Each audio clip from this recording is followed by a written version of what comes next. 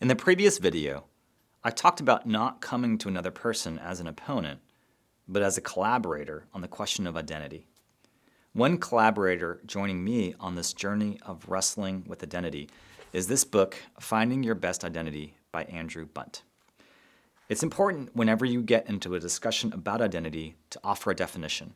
Here's Andrew's definition. Identity is a controlling self-understanding. When you look in the mirror, what do you see? That's your self-understanding. But also notice the adjective controlling. Controlling means it's the thing about you that has the most influence on how you see yourself and how you live your life. Your self-understanding will impact your mental health, how you feel about yourself, how you experience anxiety, depression, and even self-harm. And so that definition is very important in being able to understand how we see ourselves and how we live our lives. You have a number of options when it comes to deciding your identity. The first option is others decide. In Genesis 3:10, and Adam heard the sound of you, God, in the garden, and he said, I was afraid because I was naked and I hid myself. The funny thing is, Adam wasn't naked. He was wearing fig leaves, but his controlling self-understanding indicated that he was still naked.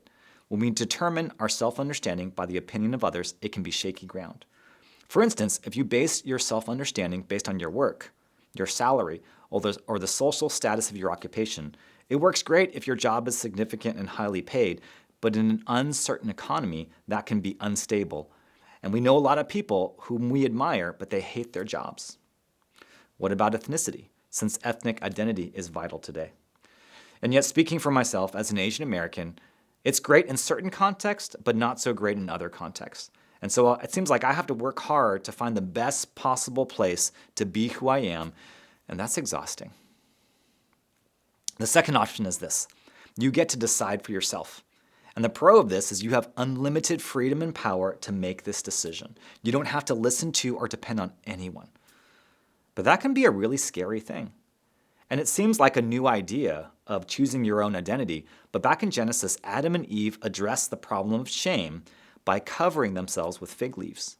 See, we work really hard to keep people from seeing the parts of ourselves that we're embarrassed by. It's difficult, impossible even, to cover ourselves up fully. And deciding your identity on your own can lead to occasional floods and storms, and those can wreak havoc on our mental health because our moods can change. So even if your identity is settled and stable, it's important to recognize everyone is at different points in navigating this question. And because you're a collaborator with someone and not a competitor, you can join with someone else in understanding their struggle. And to listen with compassion and understanding is what it means to live faith first.